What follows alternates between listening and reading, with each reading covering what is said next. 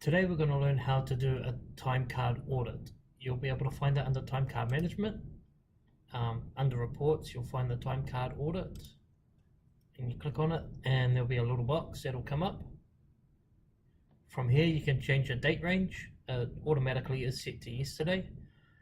You can type in a home department, which we know is machine shop this time around, and if you want you can type in a particular employee.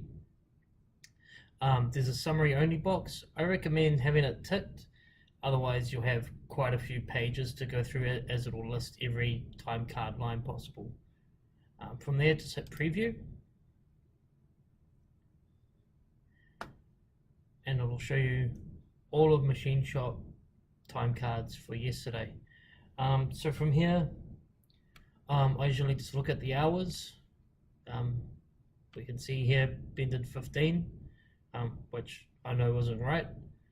So we would look across and see he forgot to clock out at the end of the day.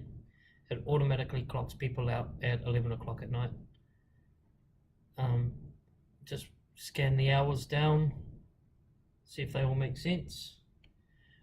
Check the clock out times. Make sure it's rounded to the nearest 15 minutes. So we know we need to check that one. And we also want to check the idle times. Now ideally it would be at 0 idle hours, and indirect want to make sure they all make sense. So from here we know we've got to change one. We've got to change Ben's time card. If you click on the time card number, which you'll find down this row, just click on that number and it'll bring you up to this next page. So we know 12:30 to 11, we know it's not right, but we need to change the time card line, not just the overall number.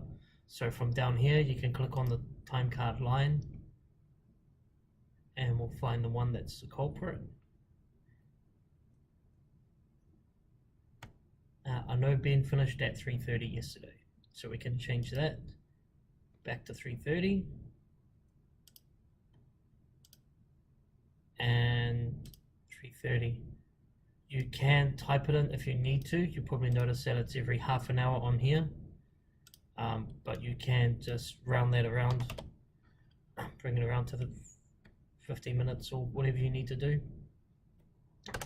Actually clocked out at 3:20 and it should round it to 3:30 for the afternoon smoko. And we'll just check the others.